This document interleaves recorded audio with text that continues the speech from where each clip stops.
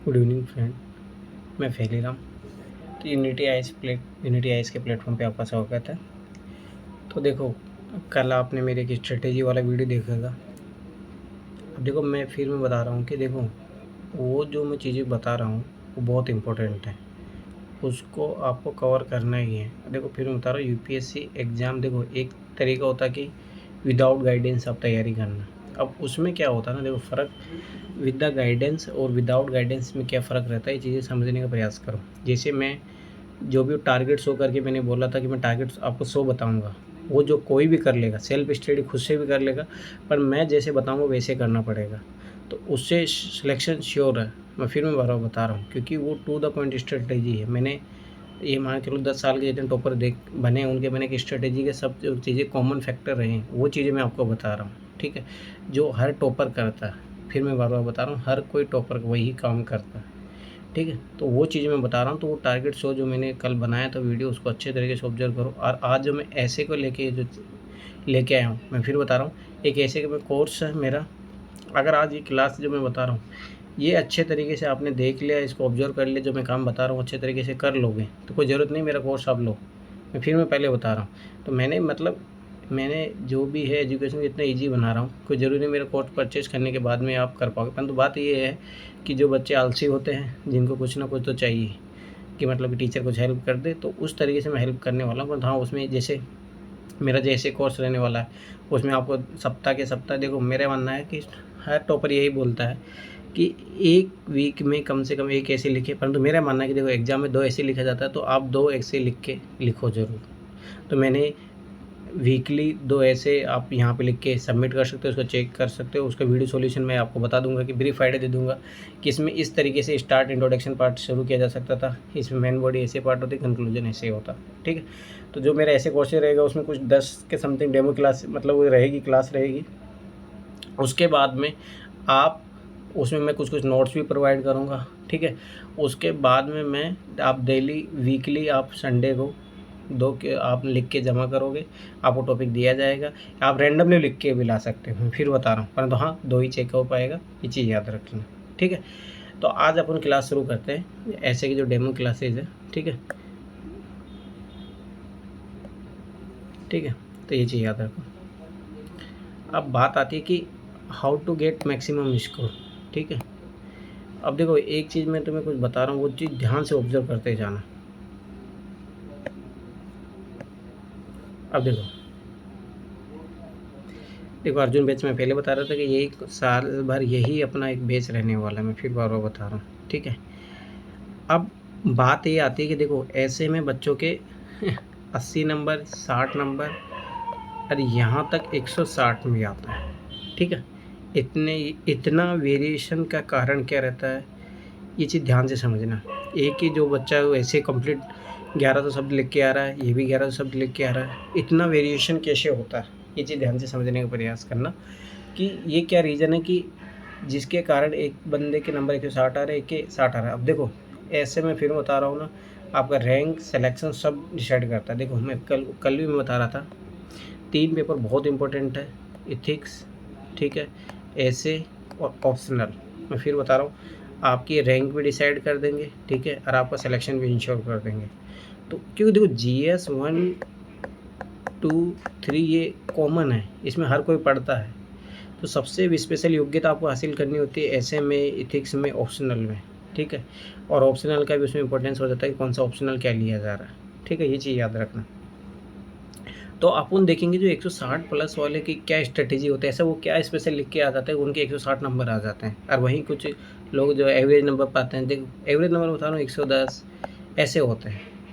अब बहुत सारे बच्चों के मतलब रैंक का जो चक्कर यही पड़ जाता है, 110 आते हैं और इधर 160 आ गए, वो उसका रैंक बहुत 100-200 ऊपर चले जाता है। तो ये कैसे अपन समझे कि कौन सा सही है, कि मतलब कि कैसे चीज़ों को अपन इस तरीके से करें कि अपना नंबर 150 प्लस के ऊपर जा सके। अब देखो मैं फिर बता रहा हूँ, स्ट्रेटेजी सबके लिए मैं सेम बताऊँगा, किसी के नंबर भी आएंगे, मैं लिख के दे रहा हूँ, जो मैं काम बोलूँगा जिसने कर लिया उसके 150 प्लस नंबर भी आएंगे। मैं हकीकत बता रहा हूँ, ये चीज़ देख लेना तुम। मेरे स्टूडेंट जो होंगे ईमानदारी से जो मेहनत करेगा, उसके 150 प्लस भी नंबर आएंगे। ठीक है, अब बात ये आती है कि भाई मैं सेम स्ट्रेटेजी बताऊँगा, फिर लोग कहाँ गलतियाँ करते हैं, सारी चीज़ें ध्यान से देखना। दूसरी बात एक चीज़ सोचो कि यूपीएससी 2023 जो भी मेंस लिखेंगे 24 के लिए इम्पोर्टेंट है, 25 के लिए है, ठीक। दूसरी बात एक चीज़ याद रखना कि जो एसएससी देना चाहते हैं उसके लिए भी ऐसे इम्पोर्टेंट हो गया है, अगर आप नया पैटर्न देखोगे, ठीक है। आप अगर पीसीएस देते हो तो वहाँ पे भी ऐसे का बहुत महत्वपूर्ण रोल है, ठीक है।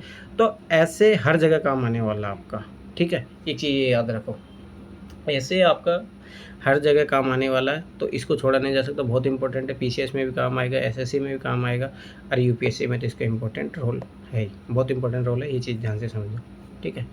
अब आगे आते हैं, मैंने वही बताया कि 150 प्लस स्कोर कैसे पाए, इसका मैं फिर बता रहा हूँ, मैं आज पूरा स्ट्रेटेजी बता दूंगा, पर काम आपको करना, जो मान लो मेरा कोर्स नहीं लेंगे तो उनको खुद से करना पड़ेगा ये काम। मैं फिर बता रहा हूँ, कोई ज़रूरत नहीं, अगर कोई जिसने ईमानदारी से भी काम जो मैं बता रहा हूँ कर लिया तो उसको कोई ज़रूरत नहीं मेरा कोर्स परचेज करने की, बस ईमानदारी से आपको करने के ऊपर है। वो स्ट्रेटेजी मैं देखो फिर बता रहा हूँ, स्ट्रेटेजी मैं बता रहा हूँ पूरा अच्छे तरीके से ध्यान से समझना। अब देखो, अब स्वाभाविक सी बात है, जो ये काम मैं बताऊँगा 2024 2025, ठीक है, ये 26 के लिए वो मैं बताऊँगा, ठीक है। अब देखो, ये तो कल मैंने बता दिया था कि 2011 से लेके जीएस में अपन प्री में जो काम करने वाले हैं, ठीक है, उनके प्री मेंस में अपन काम करेंगे टॉपिक, और उनका सब टॉपिक है उसको फाइंड आउट करना था, कल मैंने बात बता दी है। सीसेट में कंप्रेंशन टॉपिक आइडेंटिफाई करना है, रीजनिंग में सिलेबस टॉपिक और रिपीट टॉपिक कौन कौन सी हो रही है, उनकी प्रोसेस, सेम मेथड से जो प्रोसेस क्वेश्चन पूछा जाता है वो चीज़ ज़्यादा इंपॉर्टेंट हो जाती है, ठीक है। अब आती है ऐसे की स्ट्रेटेजी, अब मैं फिर बता रहा हूँ, ध्यान से समझना, एक एक पॉइंट नोट डाउन कर लेना, इसके पीडीएफ में भेज दूंगा, ठीक है, परंतु फिर भी खुद से आप लिखो तो ज़्यादा बेहतर है। जो ये चीज़ें मैं यहाँ पे एक ही चीज़ इंपॉर्टेंट बताऊंगा। अब देखो, सबसे पहला जो काम करना है, देखो मैं फिर बता रहा हूँ, अभी जब मैं ऑफलाइन जब बच्चों से मिलता हूँ ना, तो मैंने एक चीज़ ऑब्जर्व किया है यहाँ पे कि बच्चे कोचिंग कर रहे हैं, परंतु उनको ये भी पता नहीं है कि भाई इस एग्ज़ाम के लास्ट ईयर पेपर क्या है, कहाँ से मिलते हैं, क्या है लास्ट ईयर पेपर, कितने इंपॉर्टेंट है, क्या है, उसको इंपॉर्टेंस भी पता नहीं है, ठीक है। इसीलिए बता रहा हूँ ना, बहुत बार तो क्या होता है कि अपन बहुत सारी बड़ी बड़ी कोचिंग में जाके आराम से कोर्स करने लग जाते हैं, बस 2-3 साल निकल जाते हैं, पता नहीं लगता, 2-3 अटेम्प्ट भी निकल जाते तभी पता नहीं लगता कि प्रोसेस ये है कि एग्जाम इस प्रोसेस से निकलता है। उनको ऐसा लगता है बस पढ़ना पढ़ना पढ़ना। तो मैं वही बता रहा हूँ कि एक तो सबसे मेन इंपॉर्टेंट गाइडेंस का यही फ़ायदा होता है कि अप्रोच आपकी कैसी है, ठीक है। अब ऐसे कि देखो, मैं अभी मेरे पास जो भी ऑफलाइन स्टूडेंट आते हैं, जैसे मैं कल भी मैंने सबसे पहली क्लास वही ली, अगर मैं बोला था कि मेंटरशिप प्रोग्राम में मैं सबसे पहले वही काम करा रहा हूँ जो सबसे महत्वपूर्ण है। अगर आपने वो कर लिया तो इससे क्या होगा, मार्केट में जो मटेरियल की भीड़ आती है, आज ये आ रहा है, वो आ रहा है, ये आ रहा है, उससे आप बच जाओगे। अब मैं फिर बता रहा हूँ, ईमानदारी से मेरे साथ काम कर लो आप। देखो 50% काम तो ये है लास्ट ईयर पेपर, ये काम कर लोगे, इसके अकॉर्डिंग नोट्स बना लोगे। मैं फिर बता रहा हूँ, मार्केट से फिर आपको ओनली 10% अपडेट करने की ज़रूरत पड़ेगी, ये चीज़ याद रखो। अगर ये काम मेरे साथ कर लोगे तो फिर मार्केट के जो मटेरियल उसे बिल्कुल भी आपको, मैं फिर बता रहा हूँ, मार्केट में क्या होता है ना, आप खुद ही सोचो। जैसे एमएसपी कोई टॉपिक है, मान लो मिनिमम सपोर्ट प्राइस, अब भाई अपना जो बेसिक जो है, अब जैसे मान लो मैं प्रीलिम्स में कराने वाला हूँ आपको, वहाँ पे मैं अच्छे भाई ये प्रीलिम्स में क्वेश्चन आया हुआ है इससे, तो मैं वहीं पे इसको अच्छे तरीके से एनालाइज कर दूंगा। एक बार इसको एनालाइज करके देख लेते, सारी डायमेंशन अपन ओपन करके देख लेंगे, तो इसको बार बार इस टॉपिक को, जब करंट अफेयर कितनी भी बार आए, हाँ थोड़ा बहुत देख लो, हल्का फुल्का, बस एक नज़र से देख लो कि क्या अपन ने जो नोट्स बना के रखे हैं उसमें से कुछ को नया चीज़ हुई है, बस अगर नई चीज़ होता है ऐड ऑन कर लो, नहीं तो हटाओ साइड में। मैं फिर बता रहा हूँ, करंट अफेयर के चक्रों में पढ़ने से बच्चे में मेरी भी गलतियाँ रही है, इसीलिए मैं बता रहा हूँ। एक चीज़ याद रखो, ये चीज़ ध्यान से समझना जो मैं बता रहा हूँ। देखो ये चीज़ें देखो एक्सपीरियंस से आती है, मैंने इतने साल इस एग्ज़ाम को दिए हैं, तो उसी का मैं एक्सपीरियंस बता रहा हूँ आपको। देखो अभी स्टार्टिंग बच्चों को है ना यही पता नहीं रहता, पर हकीकत में बता रहा हूँ, जो भी मान लो कि न्यू बिगिनर है उसको तो 90% अपना स्टैटिक पे देना चाहिए। जो न्यू बिगिनर मान लो अभी 2025 के लिए जो तैयारी कर रहा है, अब जैसे मेरे पास कोई भी ऑफलाइन स्टूडेंट आता तो मैं भाई इसी अकॉर्डिंग स्ट्रेटेजी लेके चलता हूँ, 90-10 रेशियो। ये चीज़ ध्यान से समझो क्यों मैं ये बोल रहा हूँ। अब इसमें 10% मैं क्या दे दूँगा, न्यूज़पेपर मैंने सबको लिए बोला है, न्यूज़पेपर पढ़ना ही है, चाहे 2025 अटेम्प्ट देना हो, 2026 देना हो। अब देखो ऐसा बोला जाता है कि भाई जिसका सिलेबस ही नहीं पढ़ा उसे न्यूज़पेपर क्या समझ में आएगा। मुझे बताओ, जो चाय जो टपरी में मान लो कि जो बैठते हैं वो न्यूज़पेपर पढ़ते हैं, बात ये नहीं है, बात ये है अगर आप लास्ट ईयर पेपर और सिलेबस देख लेते हो, इसीलिए मैं सबसे पहला काम मैं यही कर रहा था। जब आप ये कर लोगे तो स्वाभाविक सी बात है कि ये जो 10% चीज़ें आपको थोड़ा दिमाग लगाना तो सीखोगे। कोई बात नहीं, आप काम की चीज़ें अभी नहीं निकाल पा रहे हो वहाँ से, पर एटलीस्ट पेपर देखने की आदत तो डालोगे। मैं फिर बता रहा हूँ, बहुत बड़ी गलती होती है। अब बच्चे क्या होते हैं, अब देखो ध्यान से समझना, गलतियाँ कहाँ होती हैं। अब क्या होता है कि बच्चे, पहली बात तो पेपर को आजकल कोई पढ़ता नहीं है, हटा देते हैं उसको। फिर आते हैं मैगज़ीन में, मैगज़ीन भी कोई मंथली में पढ़ ले चलो, वो भी कोई बड़ी अच्छी बात है, वो भी नहीं करते। फिर कंपाइलेशन आता है, उसके पीछे पढ़ रहे हैं। ये सबसे गलत तरीका, मैं बार बार बता रहा हूँ, ये बहुत गलत तरीका करंट अफेयर को पढ़ने का। इस तरीके से करंट अफेयर कंपाइलेशन के मत पढ़ो, साल भर के कंपाइलेशन के चक्करों में मत पढ़ो। सबसे बेस्ट तरीका मैं फिर बता रहा हूँ, अब की बार जो 2023 का जो पेपर है उसे साफ पता लगेगा। जो डेली न्यूज़पेपर पढ़ रहा है उसको फ़ायदा है। मैं फिर ये चीज़ बता रहा हूँ, ये चीज़ ऑब्जर्व करो, मैं बार बार बता रहा हूँ, ये चीज़ बहुत इंपॉर्टेंट है, ठीक है। तो ये चीज़ याद रखो। तो ऐसे के लिए भी लास्ट मतलब न्यूज़पेपर आप पढ़ोगे तो बहुत ज़्यादा फ़ायदा मिलेगा। मैं फिर बार बार बता रहा हूँ, क्योंकि देखो ऐसे एक दिन में तैयार नहीं हो सकता। ये आपकी जीएस की तैयारी, ऑप्शनल की तैयारी, इसके साथ हमेशा चलता रहता है न्यूज़पेपर। आप फिर आपकी दूसरी बात, आपका अनुभव कैसा है, आप चीज़ों को कैसे लेते हो। जैसे मान लो कि कोई भी घटना घटी, जैसे मान लो कि दिल्ली में निर्भया कांड जो हुआ था, ठीक है। आप इस चीज़ को किस तरीके से लेते हो, यही चीज़ आप ऐसे में यूज़ कर सकते हो। मैं फिर बताऊँ, ये तरीका मैं सिखाऊँगा कैसे, जब मैं क्लासेस लूँगा 10 क्लास में, कि कोई भी चीज़ को लेके आप लिख सकते हो ऐसे, ऐसा कोई ज़रूरी नहीं है, ठीक है।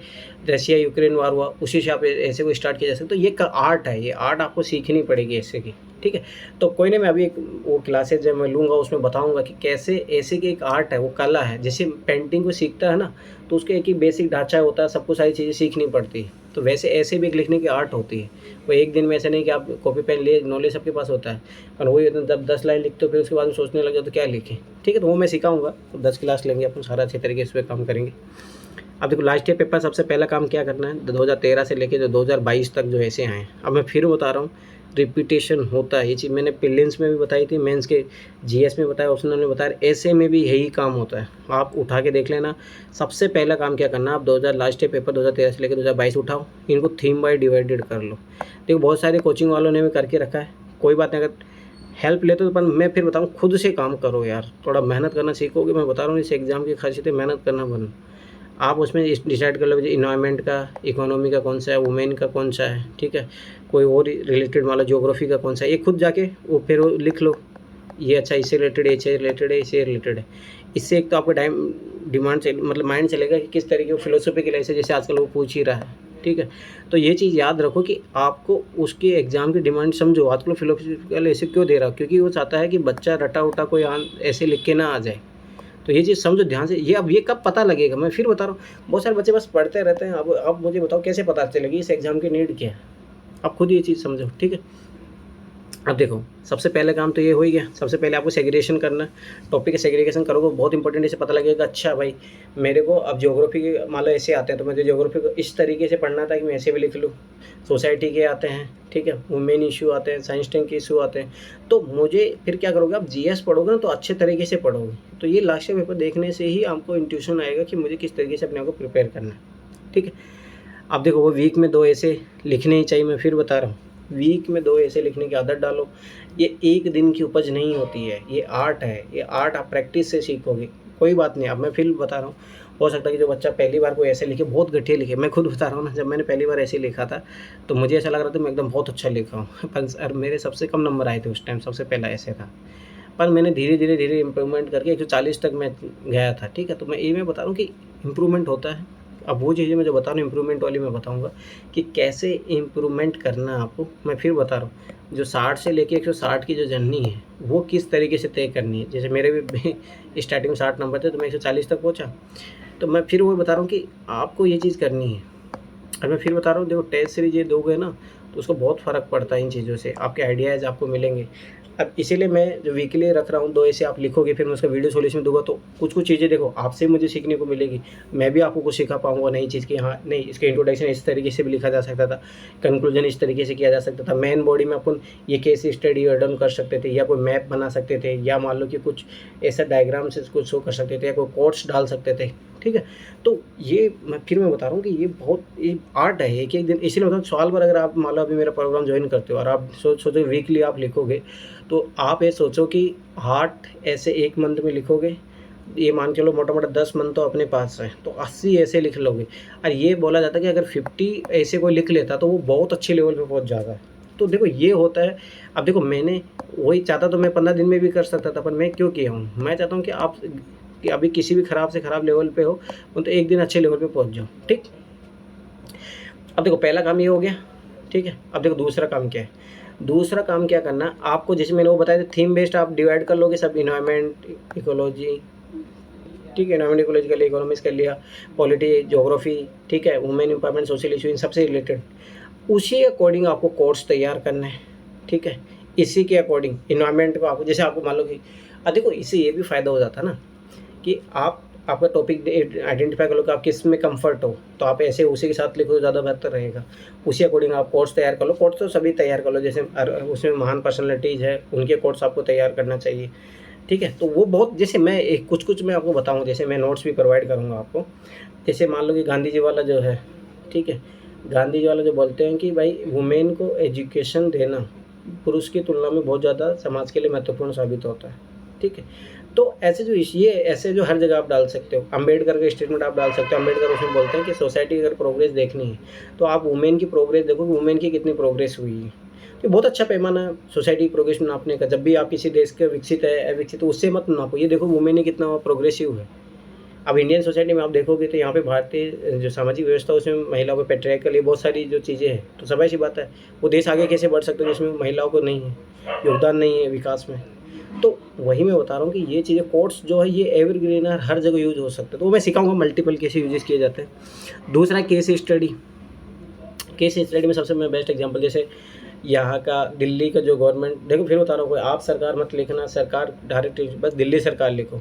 दिल्ली सरकार का मोहल्ला क्लिनिक, मतलब कि वर्तमान दिल्ली सरकार द्वारा जो मोहल्ला क्लिनिक है, ये जो केस स्टडी है ना बहुत अच्छी है। जो हेल्थ पे एक जो बर्डन है कि मतलब कि यहाँ पे भारत पे हेल्थ पे ध्यान नहीं जाता, तो वहाँ पे गवर्नमेंट कितना अच्छा काम कर रही है। ठीक है, लोगों की कॉस्ट जो उसको मिनिमाइज़ कर रही है, तो ये बहुत अच्छी चीज़ है। कोई स्टोरीज आपको याद हो तो उससे आप ऐसे की शुरुआत कर सकते हो, कोर्ट से शुरू कर सकते हो, केस स्टडी से आप शुरू कर सकते हो।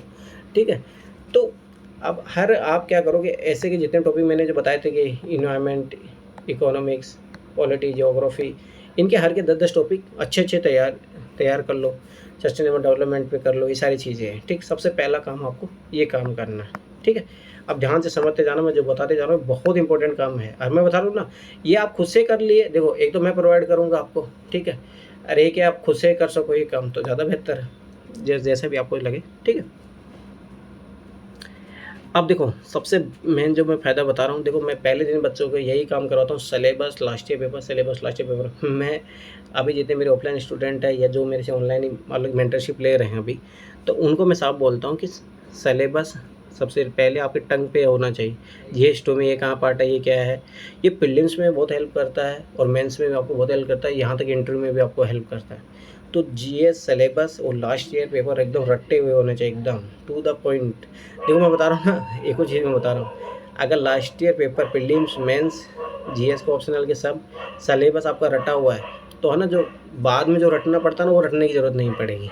ये मैं गारंटी के साथ बता रहा हूँ, बहुत हेल्प मिलती है। ये चीज़ समझने का प्रयास करो। ठीक है, अब देखो, अब सबसे पहली बात है कि देखो ऐसे में क्या क्या होता है, एक तो इंट्रोडक्शन होता है, फिर मेन बॉडी होती है, फिर कंक्लूजन होता है। ठीक, सबसे ज़्यादा जो करामात जो काम है, सबसे मेन जो मार्क्स मिलेंगे आपको यहाँ से मिलेंगे। ये तो 10% रहता है, ये भी 10% रहता है, 80% ये है।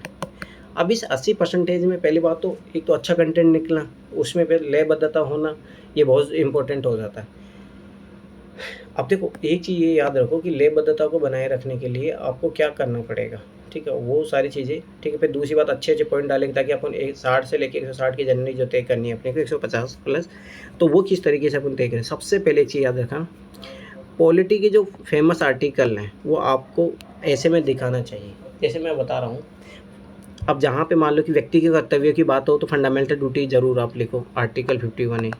ठीक है, इसी ध्यान से समझना। ठीक, अब जहाँ पे पशु संरक्षण की बात हो तो वहाँ पे आप ये भी लिख सकते हो, आर्टिकल 48A भी लिख सकते हो। इस तरीके से आर्टिकल 14 लिख सकते हो, आर्टिकल 17 लिख सकते हो आप।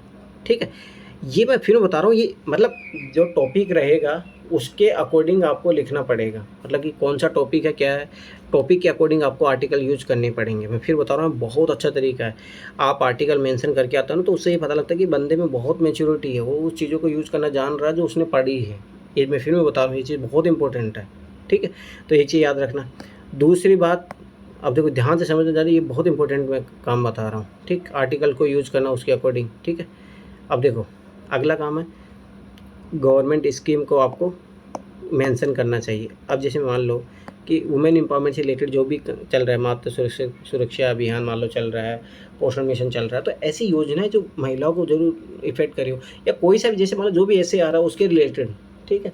अब मैं फिर बता रहा हूँ, जैसे मान लो कि IR का कोई टॉपिक है, वसुधैव कुटुंबकम आप लिखो, G20 के जो है अभी लोग है, इस one earth one family one future है, ठीक है, सस्टेनेबल डेवलपमेंट गोल है, SDG गोल को आप मेंशन करो। तो ये बहुत इंपॉर्टेंट है, जो भी गवर्नमेंट स्कीम है उससे रिलेटेड वो जरूर लिखो आप।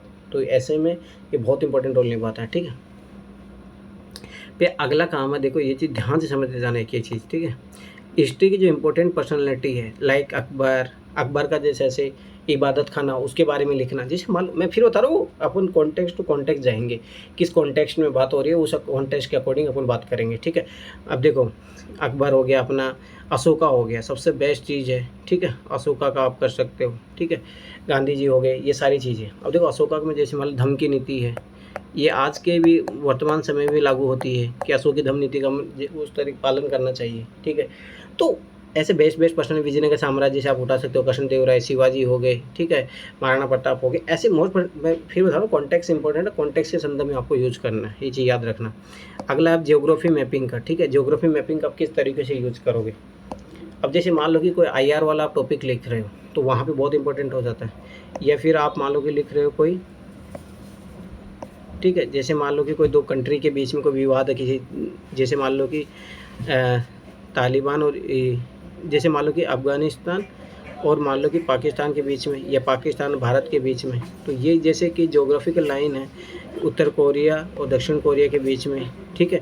जो ये विवाद हो किस तरीके से आप रिप्रेजेंट कर सकते हो, वो ज़्यादा बहुत महत्वपूर्ण हो जाएगा। जो कॉन्फ्लिक्ट एरियाज जो होते हैं, वो आपको जब IR पढ़ोगे तो आपको पता होना चाहिए। फिर उनके सॉल्यूशन के लिए यूनाइटेड नेशन है, ये सारी चीज़ें हैं, ठीक है, यूनाइटेड नेशन सिक्योरिटी काउंसिल है, ठीक है। तो मैं फिर बार बता रहा हूँ कि आपको ये सब चीज़ें जब IR पढ़ोगे इस तरीके से अपन पिन पॉइंट होना चाहिए, ठीक। अब देखो अगला, देखो अब देखो अगला है कि नोबेल पुरस्कार जो मिला है, ठीक है, उसका ये देखो उसको किस कारण से मिला है। अब जैसे अभिजीत बनर्जी को मिला था उस टाइम, तो याद करो कि उसको बहुत अच्छा एक्सपेरिमेंट के लिए मिला था। जैसे मैं बता रहा हूँ किस आधार पर मिला है, किस एप्लीकेशन क्या है, बहुत इंपॉर्टेंट। नोबेल पुरस्कार किस व्यक्ति को मिल रहा है वो ज़्यादा महत्वपूर्ण नहीं है, उसको किस प्रोसेस के लिए मिला। इसे प्री में भी क्वेश्चन आते हैं, मेंस में भी क्वेश्चन आते हैं, ये याद रखो। और ऐसे में खास तौर से इनका यूज़ करोगे तो आपको बहुत वैल्यू एडिशन होगा। क्योंकि देखो उससे जब मान लो कि आप मान लो कि वो लिख रहे हो, जो मान लो कि अब जैसे दिसंबर में ये नोबेल पुरस्कार ये मिलते हैं, अब आप मान लो कि ये चीज़ को उसको मेंशन कर रहे हो कि इसके ये कैसे, जैसे अभिजीत बनर्जी को मैं बता देता हूँ, तो देखो ये चीज़ें छोटी छोटी चीज़ें पर बहुत मार्क्स आपका बढ़ाती हैं। जैसे अभिजीत बनर्जी की सोशल एक्सपेरिमेंट ये था कि सरकार की जो योजनाएं चलती है ना, इनका आउटपुट बहुत कम रहता है। जैसे सबसे बेस्ट है टीकाकरण अभियान है मान लो, ठीक है, ये ध्यान से समझना। अब टीकाकरण अभियान होते हैं, गवर्नमेंट सोचती है कि भाई जैसे मान लो कि प्लस पोलियो कैंप है, ये सारी चीज़ें। अब इसमें क्या होता है कि इसमें गवर्नमेंट तो 100 टीके लॉन्च करती है 100 बच्चों के लिए, पर रियलिटी इसमें 50% बच्चे ही आते हैं। अब इससे क्या होता है, एक तो जो सरकार के लक्ष्य हैं वो भी तो पूरे नहीं हो पाते हैं, दूसरी बात है कि खर्चा जो टीका बन गया उसका खर्चा भी उठाना पड़ता है। अब अभिजीत बनर्जी ने क्या किया, देखो माइंड को समझना, कि पीपल का माइंड को समझना बहुत ज़रूरी है कि पीपल का माइंडसेट किस तरीके का होता है। तो उसने क्या एक एक्सपेरिमेंट किया, उसने एक राजस्थान के एक गाँव था, तो वहाँ पे उसने क्या एक्सपेरिमेंट किया कि जो मान लो कि पोषण अभियान भी चल रहा था और वो टीकाकरण अभियान है, तो उसने मर्ज कर दिया, ठीक है, ध्यान से समझना बहुत इंपॉर्टेंट है। अब उसने क्या किया कि जो भी टीका लगाने आएगा उसको 1 किलो दाल भी मिलेगा। अब स्वाभाविक सी बात है, टीका लगाने के लिए तो लोग नहीं आएंगे, पर इस दाल के लिए लोग ज़रूर आ जाएंगे। अब दाल के लिए आ गए तो पोषण अभियान भी अपना कंप्लीट हो गया, और इधर टीका भी लग गया तो टीकाकरण अभियान भी कंप्लीट हो गया। तो देखो ये कितना बेस्ट इनिशिएटिव है ये। इससे तो गवर्नमेंट के जो स्कीम होते हैं, प्रोग्राम होते हैं, उनका आउटकम बढ़ेगा। तो ऐसी बेस्ट प्रैक्टिस आपको ऐसे में ज़रूर लिखनी चाहिए। अब ये कहाँ से आएगी, मैं फिर बता रहा हूँ, न्यूज़पेपर बहुत मस्त है। न्यूज़पेपर पढ़ते रहोगे ना, देखो क्या होता है ना, जब भी देखो देखो मैगजीन और न्यूज़पेपर में अंतर समझना सीखो, बहुत बड़ा है। देखो न्यूज़पेपर एक मेन सोर्स है किसी न्यूज़ का। और यहाँ से किसी व्यक्ति को सिलेक्ट कर रहा है, वो मैगज़ीन बना रहा है, तो उसका व्यक्तिगत विशेष महत्वपूर्ण हो जाता है यहाँ पे। पर आप अपने आइडेंटिफायर बनो तो ज़्यादा महत्वपूर्ण है ना, कि आपके लिए कौन सी चीज़ फ़ायदेमंद है, कौन सी चीज़ आपके लिए मस्ट है, ये चीज़ें ज़्यादा इंपॉर्टेंट है। ठीक है, तो मैं फिर बार-बार बता रहा हूँ कि ये चीज़ इंपॉर्टेंट है कि आपको खुद से न्यूज़पेपर पढ़ोगे तो वहाँ से ये चीज़ें मिलेगी। दूसरी बात ये, न्यूज़पेपर से क्या होता है कि ये रेगुलर चलते रहता है। ठीक है, अब जैसे मान लो कि नोबेल पुरस्कार जब भी मिलेगा किसी को ना, तो क्या होगा, 3-4 दिन 5 दिन आर्टिकल आते हैं। जब आप ये न्यूज़पेपर पढ़ोगे ना, तो वहाँ से अच्छी-अच्छी चीज़ें निकाल लोगे आप अपने लिए। ठीक है, ये चीज़ याद रखना। अब देखो, अब मैं कुछ मैगज़ीन बता रहा हूँ, तो देखो फिर मैं बता रहा हूँ, एक चीज़ ये याद रखो कि ज़्यादा कोचिंग मटेरियल से अच्छा है कि आप जो ओरिजिनल सोर्स है वहाँ से ज़्यादा पकड़ करोगे अपने, तो ज़्यादा महत्वपूर्ण हो जाएगा। ठीक है, जैसे मान लो कि न्यू समाचार करके गवर्नमेंट की मैगज़ीन आती है, इसमें बहुत अच्छा कंटेंट होता है। मैं फिर बता रहा हूँ, गवर्नमेंट जो भी नए प्रोग्राम इनिशिएटिव करती है उनके बारे में बहुत अच्छा बताता है। मैं फिर बता रहा हूँ, देखो ओरिजिनल सोर्स पे जाओ। और यूपीएससी जो क्वेश्चन बनते हैं, चाहे प्री के बने, मेंस के बने, मैं फिर बता रहा हूँ कोचिंग मटेरियल से क्वेश्चन नहीं बनते। ये चीज़ ध्यान से समझने का प्रयास करो, क्योंकि यूपीएससी पे आरोप लग सकता है कि मान लो कि विजन की मैगज़ीन से उठा लिया, तो ऐसे नहीं उठाते, वो जानबूझ के नहीं उठाते। मैं फिर बता रहा हूँ, पर हाँ, वो गवर्नमेंट की मैगज़ीन से हमेशा उठाते। विश्वास नहीं होगा ना, जिसको भी ऐसे में इम्प्रूवमेंट करना, एक तो पढ़ लेना कुरुक्षेत्र और एक योजना। ऐसे मैं बता रहा हूँ, डाउन टू अर्थ मैगज़ीन, ये बहुत इंपॉर्टेंट है। साइंस रिपोर्ट हो गई, प्रगति हो गई, ये इस तरीके की जो मैगज़ीन है, पीआईबी हो गया, डाउन टू अर्थ हो गया, ये बहुत इंपॉर्टेंट है। और ऐसे के लिए ख़ास तौर से तो बहुत बहुत इंपॉर्टेंट है, ये चीज़ याद रखना। ठीक है, अब देखो इसमें क्या होता है कि एक तो जैसे मैं बता रहा हूँ, योजना के मैं बारे में बता देता हूँ। ठीक है, एक तो तुम्हारे जीएस का पोर्शन बहुत मजबूत हो जाएगा। इसमें क्या होता है, जैसे एक टॉपिक होता है, ठीक है, जैसे मान लो महिला सशक्तिकरण, अब मान लो कि वुमेन एम्पावरमेंट अपने सिलेबस का भी पार्ट है, तो ये पूरी मैगजीन डेडिकेटेड होती है। तो ये मैगजीन डेडिकेटेड होती है ना, तो डिफरेंट उसमें आर्टिकल होते हैं, तो उसमें सारा गवर्नमेंट द्वारा क्या प्रयास किए जा रहे हैं, क्या चुनौतियाँ है, सब कुछ उसी में मिल जाएगा। फिर मैं बता रहा हूँ, जब मैं आगे स्ट्रेटेजी वीडियो अपना जब आगे बढ़ेंगे, तो उसमें मैं बताऊंगा कि कैसे टू द पॉइंट नोट्स बनाना है। वो जो मेरे कोर्स जो अगर खरीदता तो उनको वहाँ डायरेक्ट मिल जाएंगे। ठीक है, तो वो मैं टू द पॉइंट आपको नोट दे दूंगा ना, जब फिर अगला काम उसमें अपडेशन का काम करना है, योजना कुरुक्षेत्र वहाँ से करना है। फिर मैं बता रहा हूँ, मार्केट मैगजीन उन पे पीछे मत पड़ना, जो ओरिजिनल सोर्स है उसके पीछे पड़ना, इससे आपको ऐसे में भी फ़ायदा मिलेगा। ठीक है, अब देखो अगला चीज़, ये तो चीज़ हो ही गया। ठीक है, ये तो ओरिजिनल सोर्स से आपको पढ़ना है। ठीक, अगला चीज़ है, देखो एसडीजी गोल आपके रटे हुए होनी चाहिए। ठीक है, एकदम फिंगर पॉइंट, ये आपके जीएस आंसर राइटिंग में यूज़ करेंगे, एसे में यूज़ करेंगे, इंटरव्यू में भी काम आएगा। अब खुद ही सोचो, इंटरव्यू में आपने बोल दिया कि जैसे मान लो आपसे पूछा गया कि आप मान लो कि किसी जिला कलेक्टर हो और वहाँ पे मान लो पॉवर्टी है, तो अगर आप किस तरीके से काम करोगे, क्या है, तो मान लो कि आपने बोला कि नहीं, देखिए जैसे मान लो कि मैं ये काम करूँगा, गवर्नमेंट की योजना से इम्प्लीमेंटेशन अच्छा करूँगी, ये कर। आखिर में अगर आप ये कंक्लूड कर देते हो कि नहीं, अगर मैं ये चीज़ काम कर रहा हूँ तो समझ में एसडीजी गोल है उसको हम प्राप्त कर पाएंगे। अब एसडीजी गोल क्रमांक नंबर लिख दे तो आपको बहुत अच्छे नंबर मिलेंगे। तो ये समझ में इंटरव्यू प्रीलिम्स मेंस, यहाँ तक कि पीसीएस में तो डायरेक्ट एसडीजी गोल पूछ लेते हैं वो डायरेक्ट। ठीक है, तो ये चीज़ याद रखो कि मैं फिर बता रहा हूँ कि बहुत इंपॉर्टेंट है, इसको तो आपको किसी भी तरीके से वो छोड़ना ही नहीं है। एसडीजी गोल तो बहुत इंपॉर्टेंट, आपको इंट्रोडक्शन में आपको काम आएंगे, कंक्लूजन में आपको काम आएंगे, ये तो हर जगह काम आने वाले हैं। ठीक है, अब देखो भारत रत्न जो मिल रहा है, व्यक्ति इम्पोर्टेंट नहीं है, व्यक्ति का काम जो है बहुत इंपॉर्टेंट है इसी के लिए। यहाँ जीएस में तो आप लिख सकते हो, जैसे मान लो कि मलाला यूसुफजई थी, उसको जो मिला इथिक्स में आप यूज़ कर सकते हो, करेजियस के लिए यूज़ कर सकते हो कि भाई वो लड़ी मतलब एजुकेशन के लिए। ठीक है, तो जितने भी मान लो नेल्सन मंडेला को जो मिला, भारत रत्न मिला, तो ऐसे मिल रहा है, वो किस काम के लिए मिल रहा है, ऐसे में वो इम्पोर्टेंट है। और मान लो इथिक्स में आपका वो नाम इम्पोर्टेंट हो जाता है। तो एक ही काम मैं बता रहा हूँ ना, बोलते ना कि एक कहावत है कि भाई एक काम ऐसा करो हर जगह काम आ जाए, तो वैसा मैं काम बता रहा हूँ।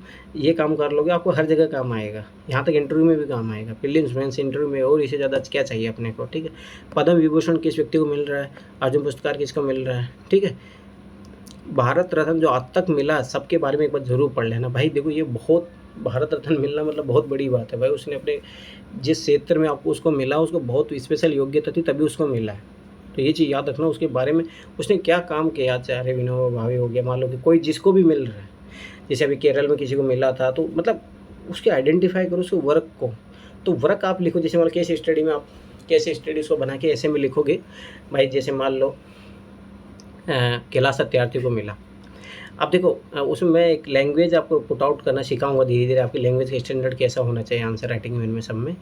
जैसे मान लो कि आर्टिकल 23 और 24 बंधुआ मज़दूरी इनकी बात करते हैं, परंतु इसको असली रूप देने का जो प्रयास किया है वो कैलाश सत्यार्थी के बचपन बचाओ आंदोलन ने किया है। अब जब सोचो कि आप इस तरीके से मतलब लिखोगे तो नंबर क्यों नहीं आएँगे? जब फिर जीएस हो या मेंस हो क्यों नहीं नंबर आएँगे? तो मैं फिर बता रहा हूँ वो वर्ड्स होती है, वर्ड्स को किस तरीके से संयोजन करना होता है वो बहुत इंपॉर्टेंट है। मैं सिखाऊँगा भाषा प्रवाह क्या होती है, लयबद्धता किस तरीके से आती है, ठीक है? ये काम हो गया। अगला काम करना है इंडेक्स जो आते हैं, ठीक है? रिपोर्ट्स हो गया, इंडेक्स हो गया, ठीक है? ये बहुत इंपॉर्टेंट है। जैसे मान लो करप्शन में क्या है, वुमेन एम्पावरमेंट में क्या स्थिति है, वर्ल्ड इनइक्वालिटी रिपोर्ट में भारत का क्या रहा है, तो इस तरीके से ऐसे में यूज करूँ, मैं बताऊँ ना बहुत अच्छे नंबर आएंगे। इंडिया का ह्यूमन डेवलपमेंट इंडेक्स में क्या स्थान है, ये सारी चीज़ें बहुत इंपॉर्टेंट है। इथिक्स का जो सिलेबस है पिन पॉइंट आपको रटा होना चाहिए, उसके पॉइंट ऑफ पारदर्शिता, जवाबदेहिता, ये सब लिखो आप ऐसे में। मैं फिर बताऊँ ना सिलेबस ये लास्ट में तो आपको एकदम रटे हुए होने चाहिए, एकदम रटे हुए, ये एकदम आपको ये मान लो बहुत ज़्यादा फायदा मिलने वाला है, ठीक है? अब गवर्नेंस का जो पार्ट है सेकेंड ARC रिपोर्ट आपको पता होना चाहिए, क्या उसमें है, क्या है, सारी चीज़ें ये आप ऐसे में यूज़ करोगे तो बहुत ज़्यादा बेहतर रहेगा, ठीक है? सुप्रीम कोर्ट की डिसीजन जजमेंट है तो बहुत इंपॉर्टेंट है। यहाँ तक GS, ऐसे ऑप्शनल सब में इम्पोर्टेंट है, ठीक है? ऑप्शन और आजकल प्रीलिम्स में भी सुप्रीम कोर्ट के जजमेंट को उठा के वो बना रहा है, मतलब कि सुप्रीम कोर्ट किस बिहाफ में किस कौन से रेफरेंस के तौर पे यूज़ करके कुछ डिसीजन सुना रहा है, तो UPSC प्रीलिम्स में वो क्यों सुना रहा है, हर बार आ रहा है, फिर बता रहा हूँ, आप उठा के देख लो, ठीक? इंपॉर्टेंट कमेटी हो गई, जैसे मान लो MPC मिनिमम सपोर्ट प्राइस से रिलेटेड कोई हो गया, कोई हेल्थ से रिलेटेड कोई कमेटी बन रही है, किसी भी इश्यू से कमेटी बने, उस कमेटी का नाम आपको पता होना चाहिए, वो किस काम कर रही है, क्या है, ठीक है? इंटरनेशनल रिलेटेड हमेशा कौन सी डॉक्ट्राइन भारत फॉलो कर रहा है, नेबरहुड फर्स्ट पॉलिसी हो गया, ठीक है? वसुधैव कुटुंबकम हो गया, इंटरनेशनल ऑर्गेनाइजेशन है, उनके कोई बड़े बड़े मिशन चल रहे हो, ये आप ऐसे में bill and Melinda Gates foundation हो गया, ठीक है? तो इस तरीके से भारत ने जैसे कोवैक्सीन क्या बोलते हैं कोवैक्सीन मतलब कोविड अपने वैक्सीन में बांटी, ठीक है? तो इस तरीके की जो गवर्नमेंट की इमेज को बहुत अच्छा शो कर रही हो, वो आपको IR में बहुत अच्छे दिखाना है। नेबरहुड फर्स्ट पॉलिसी हो गया, भारत नो फर्स्ट यूज की पॉलिसी अपनाता है, ये बहुत अच्छी चीज़ें हैं। तो ये बहुत अच्छी, वसुधैव कुटुंबकम, गोल्डन मीन का सिद्धांत हो गया महात्मा बुद्ध का, तो ये सारी चीज़ें, अशोक की धम्म की नीति, ये मतलब जितना बेस्ट से बेस्ट आप यूज़ करोगे तो वो बहुत ज़्यादा फ़ायदा रहेगा, ठीक है? अब देखो अगला है कि इंटरनल सिक्योरिटी, डिजास्टर एनवायरनमेंट, आप इसका किस तरीके से ऐसे में यूज़ करोगे। जैसे मान लो अभी रेल जो दुर्घटना हुई थी, देखो मैं फिर बता रहा हूँ, UPSC स्टूडेंट होता है वो चीज़ों को ऑब्जर्व करता है, उसके देखो कितने लोग मरे, ठीक है, एक संवेदनशील मुद्दा है, ऐसा नहीं होनी चाहिए, पहली बात ये है। अब बात है कि जहाँ से वहाँ पे जो एक घटना आपने देखोगे, सब लोग वहाँ ब्लड देने के लिए आ रहे हैं, ब्लड देने के लिए मतलब भीड़ मच गई। तो ये है कि कोऑपरेशन का भाव अभी भी सोसाइटी में जिंदा है, लोगों में ये चीज़ है कि दूसरे के लिए लोग कुछ कर रहे हैं। सोचो कि वो जिसको ब्लड देने आ रहे हैं उसको जानते भी नहीं है, और हो सकता है वो कभी उस किसी व्यक्ति के काम भी नहीं आएगा। तो ऐसे जो चीज़ें हैं आप उसको इस तरीके से भुनाना सीखो। मैं फिर बता रहा हूँ ये आर्ट है, मैं आर्ट में वही बता रहा हूँ कि आर्ट है ये आर्ट, इसको सीखो। कि देखो बात उत्तराखंड ट्रेजेडी जब आई 2013 में, टर्की में जो अभी मान लो कि भूकंप आया, तो वहाँ पे जो मानवीय सहयोग जो देखने को जो मिलता है ना, ये चीज़ें चरितार्थ करती है कि मानवता अभी भी जिंदा है।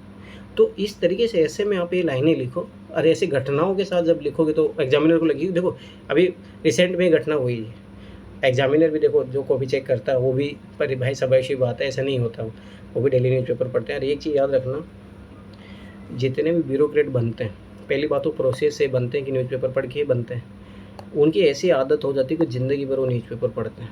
मैं फिर बता रहा हूँ, चाहे किसी से ब्यूरोक्रेट से मिल लेना, वो ज़िंदगी मरते दम तक की भी न्यूज़पेपर पढ़ते हैं। तो मैं इसीलिए मैं बता रहा हूँ, जो पेपर भी बनाते हैं, प्रीलिम्स का पेपर बनाते हैं या मान लो मेंस का पेपर बनाते हैं, कॉपी चेक करते हैं, उनके माइंड में हमेशा लास्ट ये न्यूज़पेपर हमेशा रहते हैं। मैं फिर बता रहा हूँ, इसलिए न्यूज़पेपर पढ़ो।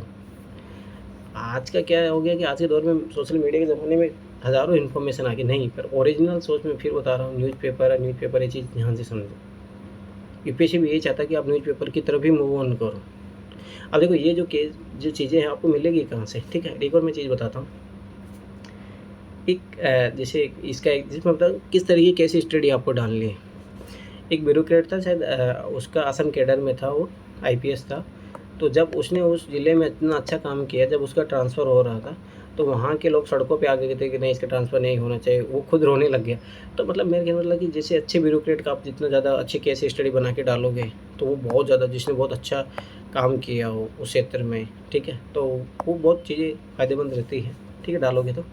अब देखो इकोनॉमी का जो है, इकोनॉमी में आप देखो समिति कमेटी, टेक्नोलॉजी है, इंडेक्सेस है, नीति आयोग है, इन्होंने क्या काम कर रहे हैं, कोई विशेष काम कर रहे हैं, तो ऐसा आप ज़रूर डालो। मैं फिर बताऊँ, मैं डायमेंशन सब सारी बताऊँगा आपको जो प्रॉपर क्लासेस ली जाएगी, तो किस तरीके से डायमेंशन खोलते हैं, किस तरीके से सोचना होता है ऐसे लिखने के लिए, क्या सारी चीज़ें वो मैं बताऊँगा आपको, ठीक है। सबसे फिर अगला काम है जो सबसे मेन इंपॉर्टेंट, टॉपर्स की कॉपी, ठीक है, चाहे ऐसे हो या जीएस का देखना, क्योंकि जो वो शब्दकोश जो आपको मिलेगा वहाँ से वो बहुत इंपॉर्टेंट है, मैं फिर बता रहा हूँ। तो उस शब्दकोश जो आपको मिलेगा वो बहुत मस्ट है। आपको वहाँ से जो देखने को जो मिलेगी चीज़ें, वो टॉपर से वो लैंग्वेज, भाषा परवाह सब कैसे वो केस स्टडी को यूज़ कर रहे हैं, कैसे वो स्टोरी को यूज़ कर रहे हैं, कैसे इंडेक्स डाटा को यूज़ कर रहे हैं, कहाँ यूज़ कर रहे हैं, कोड्स को कहाँ यूज़ कर रहे हैं, ये बार बार टॉपर्स की कॉपी देखने से मिलेगा। देखो टॉपर्स की कॉपी आराम से किसी वेबसाइट पे चले जाना, आपको आराम से मिल जाएगी। पर जितना टॉपर्स की कॉपी पढ़ोगे, चाहे जीएस हो, ऐसे हो, चाहे ऑप्शनल हो, बहुत फ़ायदा मिलेगा। मैं फिर बता, देखो मार्केट में कंटेंट के पीछे नहीं, ओरिजिनल सोर्स की तरफ भागो, मैं फिर बार बार बता रहा हूँ, ठीक है। ये टॉपर्स की कॉपी बहुत इंपॉर्टेंट है, ठीक है।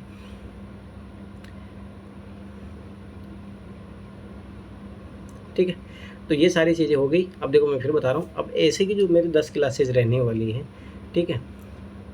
अब देखो ऐसे की जो मेरी जितने भी 10 क्लासेज रहने वाली है, ठीक है। अब देखो मैं फिर बता रहा हूँ, उन 10 क्लासेज में मैं क्या कराऊंगा, इंट्रोडक्शन क्या होता है, इंट्रोडक्शन कैसे शुरू किया जाता है, कितने टाइप के इंट्रोडक्शन आप शुरू कर सकते हो, मेन बॉडी है, मेन बॉडी में कैसे इनका बुलेट पॉइंट कैसे फाइंड आउट करोगे, किस तरीके से आप ऐसे को एक्सपेंस, बहुत सारे बच्चों की ये दिक्कत रहती है, किस तरह ऐसे कैसे लिखा जाए, हमें शब्द ही नहीं आते, दिमाग नहीं है, तो वो सब मैं सिखा दूँ। वो 10 क्लासेज मोर देन इनफ है, आप लिखना सीख भी जाओगे, और मैं बता रहा हूँ 160 नंबर तक भी पहुँच जाओगे, ठीक है। तो फिर बता रहा हूँ कि वो चीज़ें आप मेरे साथ करो, वो सब कुछ हो जाएगा जिसको भी लगता है। नहीं तो मैंने जो काम बताया वो करो, ऐसे में नंबर आएंगे, लिखो। आंसर राइटिंग के लिए आप ज्वाइन करो उसको, ऐसे अगर आप मान लो क्लासेज, वो देखो कोई ज़्यादा फीस है, 999 समथिंग फीस है, और अभी 50% डिस्काउंट चल रहा है। अगर कोई 30 जून से पहले अगर ज्वाइन करता है तो इससे ज़्यादा और क्या हो सकता है। 500 रुपये में आपको सोचो साल भर आपकी कॉपी अभी चेक हो जाएगी। और मैं लिख के दे रहा हूँ कि आपको 150 प्लस नंबर आएंगे। जो भी मैं काम बता रहा हूँ वो करोगे तो ईमानदारी से, ठीक है। तो ये सारी चीज़ें बहुत इंपॉर्टेंट है। सारा मैं फिर बता रहा हूँ, यूट्यूब पे जो भी मेरी क्लासेज आएगी, मेंटरशिप, ये सारी चीज़ें ऑब्जर्व करते रहना। और 15 तारीख से जो मैंने बोला था कि अपन प्रीलिम्स पे काम करेंगे, प्रीलिम्स में फिर बता रहा हूँ मैं, कुछ क्लासेज मेरी फ्री रहेगी, कुछ पेड की ओर से, पेड कोर्स थोड़ा उसमें R&D वाला काम रहेगा, वो अलग का, ठीक है। पर जैसे प्रीलिम्स कैसे पास कर सकते हैं, फिर बता रहा हूँ मैंने ऐसी चीज़ें मैं प्रोवाइड कर रहा हूँ। अगर मेरी कोई वीडियो एक फॉलो करेगा, मैं फिर बता रहा हूँ, एक ही वीडियो फॉलो करेगा, फ्री में भी मेरे को कोई भी कोर्स ज्वाइन नहीं करेगा तब भी वो एग्ज़ाम निकाल सकता है। ये चीज़ अपन बस वही है कि उसको बहुत डेडिकेशन चाहिए, डिटर्मिनेशन से उसको काम करना पड़ेगा। बस ये कि हमारा प्रोग्राम ज्वाइन करता है उसको सपोर्ट मिलेगा, बस, ठीक है। तो प्रीलिम्स कंप्रेहेंसिव में क्लासेस लाऊंगा डेली, कुछ 5-5 क्वेश्चन करते रहेंगे, ताकि प्रीलिम्स की तैयारी अपनी रुके ना, ठीक है। तो 5-5 क्वेश्चन अपन करते रहेंगे, ठीक है।